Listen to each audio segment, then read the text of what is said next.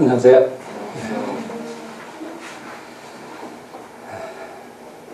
어제는 너무 일찍 끝나가지고 성도님들이 가시지 않고 이렇게 교제하시다가 하시는 것 같더라고요.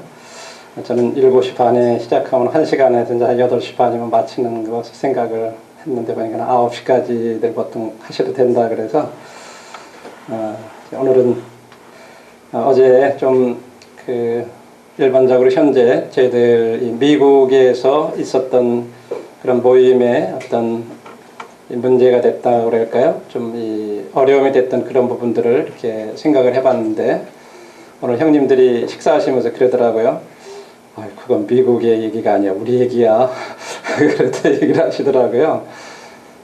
물론 같은 부분들도 있을 거고 다른 부분들도 있으리라고 생각이 됩니다. 다 그렇진 않은데 이런 얘기를 할 수 있는 것은 우리가 어떤 이것을 비판하고 그거를 비난하고 하기 위한 목적이 아니라 그런 것들을 통해서 우리들 자신을 돌아보고 진짜 주님이 원하시는 그런 교회로서 우리들이 이렇게 서가는데 그 목적이 있기 때문에 우리가 그렇게 이제 받을 수 있으면 좋다고 생각합니다. 그리고 어제 이제 마지막 보면서 우리가 어제 이제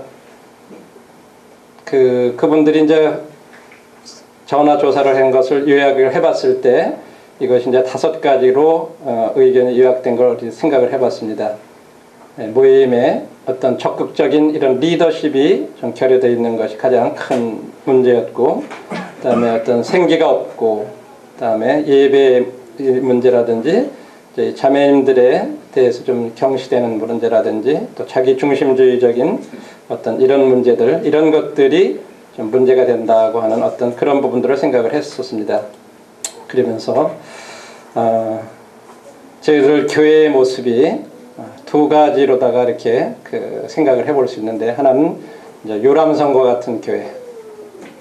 그래서 우리 아주 대표적으로 앞에서 이렇게 잘 맞춰주셨더랬는데, 대부분의 사람들은 그냥 다 여기서 즐기고 주변에 관광을 하고 이렇게 하지만 극소수의 사람들만 일을 하는 이런 모습의 교회.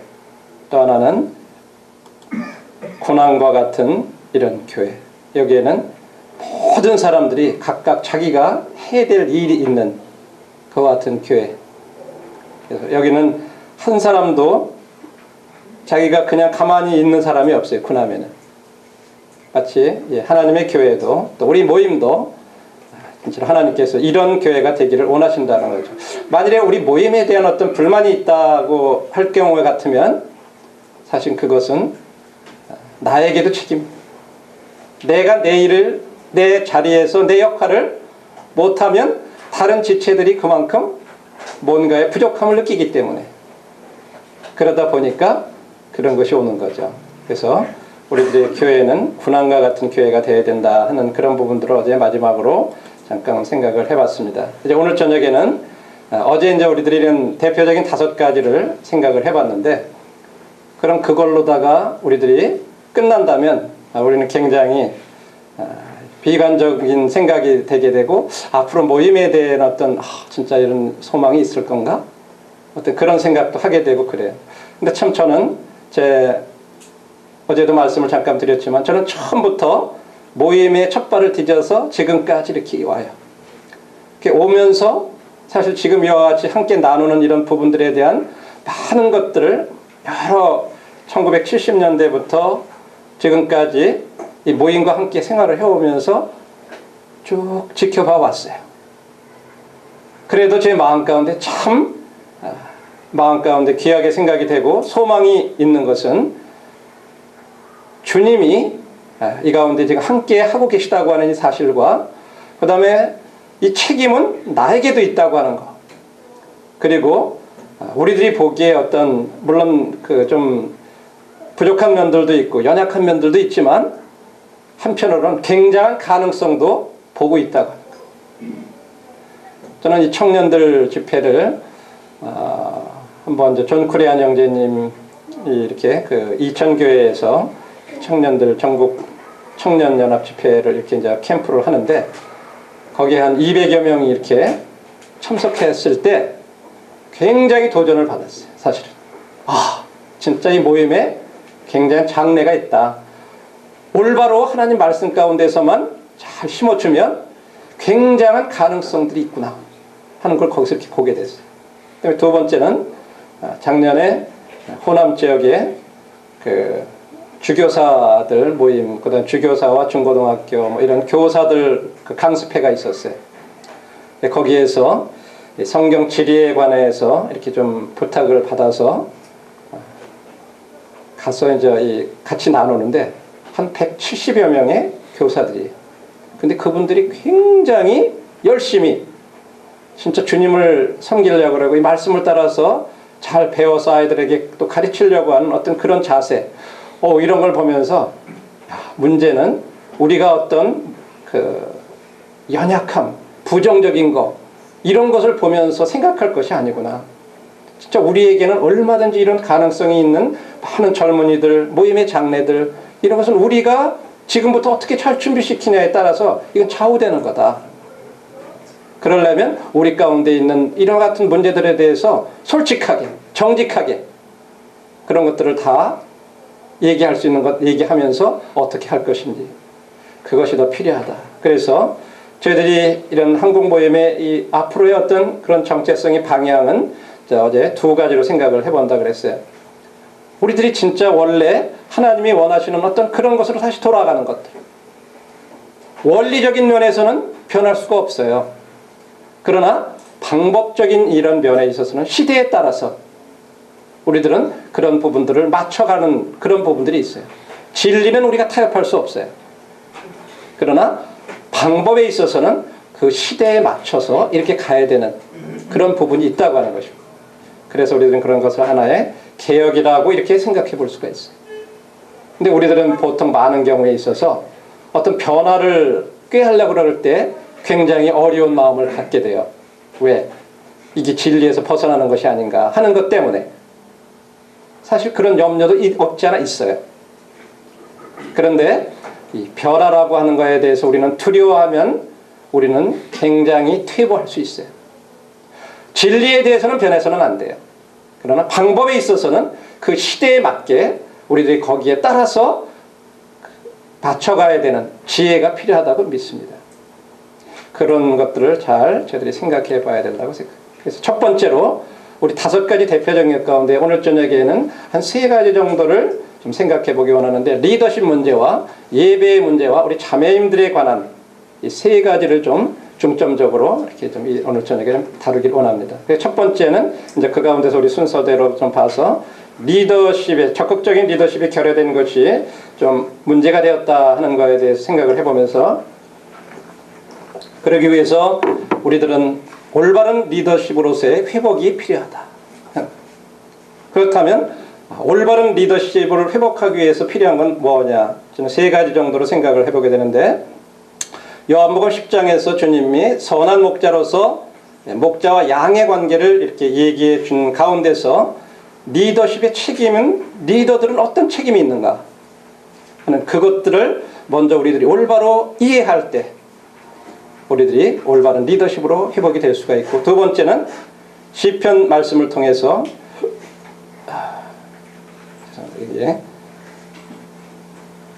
1편이 아니라 23편입니다. 네, 죄송합니다. 시편 23편 안에 나오는 다윗이 유명한 그 시가 있죠. 여호와는 나의 목자시니라고 하는 그 말씀을 통해서 리더들의 역할은 어떤 거냐. 그럼 리더들이 역할을 하려면 그 말씀에 보면 양들이 뭘 요구를 하고 있느냐 하는 걸 통해서 우리들이 리더십의 역할을 올바로 이해하게 될 때 올바른 리더십을 발휘할 수가 있게 되고 그 다음에 베드로전서 5장을 통해서 우리는 그런 리더로서 그럼 어떻게 그런 리더십을 발휘해 나갈 건가 그런 리더십을 수행하는 이런 것들에 대한 3가지를 한번 이렇게 잘 생각을 해보면서 이것은 단지 지금 모임 안에서 어떤 장로 일을 하시는 어떤 그런 리더들에게만 해당되는 건 아니에요. 우리들은 각각 주일학교 리더일 수 있고 학생의 리더일 수도 있고 자매의 리더일 수도 있고 우리는 각각 그런 것들이 있어요. 또 장차 우리들 중에는 이 가운데에서 모임의 리더로서 또 일을 하셔야 되는 그런 분들이 계시죠. 그런 것들을 염두에 두고 이런 말씀들을 한번 같이 생각해 보시면 좋겠습니다. 먼저 요한복음 10장 말씀을 보면 내가 진실로 진실로 너에게 이르노니 양이 우리의 문으로 들어가지 아니하고 다른 데로 들어가는 자는 절도며 강도요 문으로 들어가는 이는 이가 양의 목자라. 문지기는 그를 위하여 문을 열고 양은 그의 음성을 듣나니 그가 자기 양의 이름을 각각 불러 인도하여 내느니라. 자기 양을 다 내어놓은 후에 앞서가면 양들이 그의 음성을 아는 고로 따라오되 타인의 음성을 알지 못하는 고로 타인을 따르지 아니하고 도리어 도망하느니라. 사실은 저희들은 저희 나라에는 그렇게 양을 많이 안 기르기 때문에 이런 말씀을 들어도 사실은 물론 이런 것들에 대해서 그냥 추상적인 그런 생각은 들어도 이게 잘 실감이 안 오잖아요. 그죠? 근데 제가 이제 이스라엘에 한 지금 4번째 이렇게 다녀가고 있는데 거기를 가다 보면 이런 것을 이제 볼 수 있는 기회들이 참 많아요. 그래서 조금 더 이런 내용들이 어떤 것을 염두에 두고 얘기했겠구나 하는 것을 조금 더 이렇게 느낄 수가 있는 부분인데 우리들이 생각하는 것처럼 그림에 나오잖아요. 푸른 초장에 그냥 시냇물이 흐르면서 막 양이 이렇게 목자가 깨끗한 거에 해가지고 인도하는 그런 모습들의 그림들. 근데요, 진짜 이스라엘에 가보면요, 그런 모습이 아니에요. 이 유대 광야 이런 데의 모습을 보면 보통 이런 그냥 높은 산인데 뻘건 산에 막 모래밭에 막 그래요. 사실은 그런 데 가운데서 어떤 평평한 데라든지 좀 비탈진 곳에 풀이 있는 데라든지 이런 데에 이렇게 이제 풀을 데리고 다니면서 뜯기다가 그 다음에 저녁이 되면은 이게 집에서 멀리 가면 못 들어오잖아요. 그러면 그 가운데 가면 사막 가운데 보면 돌 같은 걸로 이렇게 그냥 둥그렇게 우리 같은 거를 만들어 놨어요. 그러면 거기 각각 자기 양만 들어가게 하는 게 아니라 목자들이 각각 자기 양을 데리고 거기 다 들어가는 거예요. 그래서 각각 이렇게 막 섞여서 자요. 양들이. 어떤 그런 모습들이에요. 자, 그런 것을 이제 생각을 염두에 먼저 두고요. 이 가운데에서 주님이 나는 선한 목자다. 선한 목자는 양들을 위해서 목숨을 내놓는다 하는 이런 말씀을 하시면서 그 비유를 말씀해 주셨는데 우리는 그 가운데서 선한 목자들의 책임에 관해서 6가지 질문을 우리가 이 가운데서 생각해 볼 수 있습니다. 양들로부터 인정을 받는 목자인가? 양들로부터 신뢰를 받는 목자인가? 양들을 개인적으로 알고 있는 목자인가? 양들을 집합적으로 알고 있는 목자인가? 양들 앞에 서서 인도하는 목자인가? 양들에게 분별력 훈련을 시키는 목자인가? 우리는 이 구절 속에서 이런 부분들을 하나하나 좀 생각해 볼 수가 있습니다. 다른 표현으로는 목자는 양들로부터 인정을 받을 책임이 있다고 합니다. 또 신뢰를 받을 책임이 있고 개인적으로 양들을 알아야 될 책임이 있고 집합적으로도 알아야 될 책임이 있고 또 앞서서 인도해야 될 책임이 있고 양들에게 분별력을 갖도록 훈련을 시켜줄 책임이 있다고 하는 것을 이 말씀 속에서 말씀해주고 있습니다. 자, 그것을 하나하나 한번 생각해 보겠습니다. 양은 그의 음성을 듣는다. 양들로부터 인정을 받는 목자라고 할 때 양은 이 10장 3절에 보면 양들이 그의 음성을 듣는다 그랬어요. 조금 전에 그 배경을 잠깐 말씀드렸죠. 양들이요 막 같이 여러 목자들과 속에서 이렇게 들어가서 큰 울타리 같은 데 가서 이렇게 들어가 있어요. 그러면요 신기하게 어느 목자가 내는 특이한 음성들이 다 달라요. 아니면 어떤 도구들이 있어요. 그거를 쫙 불면 신기하게도 그 목자에게 속한 양들이 그걸 다 알아들어요. 그 많이 섞여 있는 중에도. 그리고 그 자기 목자가 나가면 따라가는 거예요. 다른 양들은 안 가요. 그냥 있는 거예요. 같이 막 섞여 있다가. 신기하죠. 예.